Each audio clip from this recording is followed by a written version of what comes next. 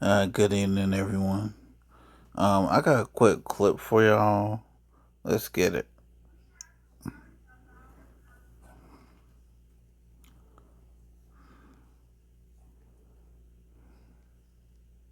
Recapture 3 of the remaining escaped inmates. That leaves just 2 on the run. Andres Fuentes reports that Leo Tate and Jermaine Donald were captured in Texas. First, let's begin with Gabby Killett, who is live in Baton Rouge, where police caught Lenton Van Buren.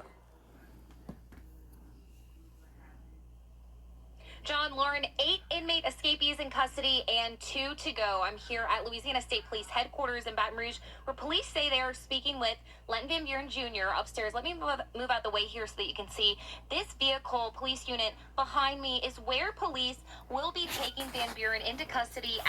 They will then be going to the East Baton Rouge jail and onward from there to state facilities. Now, Baton Rouge police captured Van Buren this evening on the bench at a shopping center parking lot where he sat in front of a sneaker store. Now, police tell us that Van Buren was in that shopping center off of Airline Highway near Interstate 12 in Baton Rouge. He was previously tracked to addresses in both Mississippi and New Orleans East, and court records detail that at least 4 alleged accomplices who helped him are now in custody. NOPD Superintendent Ann Kirkpatrick promised to arrest all inmates at large late last week. These people are going to be caught. That is a given. The timing of that may change depending on if people have left the closer area. Obviously, all the attention is here. All of the manpower and resources in an intense form is here within the city and our region.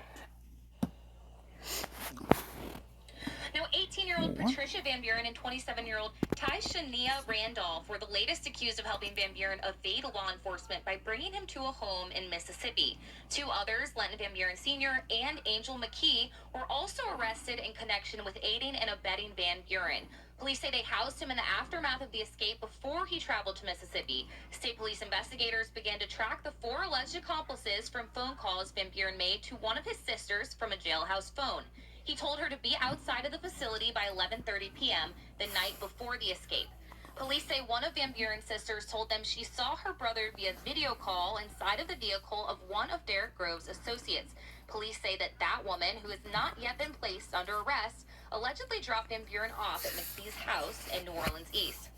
Now, anyone with information regarding the whereabouts of the men who are still at large are asked to call Crime Stoppers at 504-822-1111. Law enforcement is offering a $20,000 reward per inmate for any leads that can lead to an arrest. This is Gabby Killett reporting in Baton Rouge, Fox 8, Local First. All right, and then there were 2. Authorities recaptured Leo Tate, Jermaine Donald today north of Houston, Texas, after a high-speed chase. Andres Fuentes joins us with the latest details on that. There on Lauren, Huntsville police arrested both Tate and Donald with the help of other agencies. They say that they were both arrested at US 190 and Geneva in Walker County there in Huntsville, just north of Houston. Both Tate and Donald face additional charges tied to their police chase that they did today. We're waiting on more information as to exactly how that police chase started and how it eventually ended. The duo right now is being held at the Walker County Jail, and Fox 8 legal analyst Joe Responti says that they will soon be sent back to Louisiana in connection to the New Orleans jail escape and the charges that they were originally locked up for. I don't think so, unless they committed some separate crime in Texas. They're going to be brought to a courtroom there, and they're going to be extradited back here, is what usually will occur. Now, the arrest of the duo in Texas after the police chase and now Lenton Van Buren in Baton Rouge comes after a massive 11-day search involving local, state, and federal agents across the region. Dillard University criminologist Dr. Ashraf Ishmael says that catching the escape inmates before they get settled into communities is crucial. You know, I thought the longer this went, the harder it was going to be to identify. And just from history, when the days go by, the longer it is to be able to identify and catch folks. And so it's certainly positive. And certainly the idea where they've been located and identified in Baton Rouge and then 2 in Houston shows that we've obviously doing a very intense search.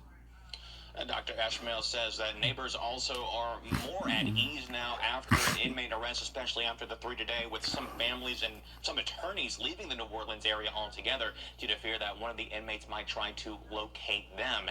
Ishmael also says that it's encouraging to see so many tips about the location of those inmates come from people in the community.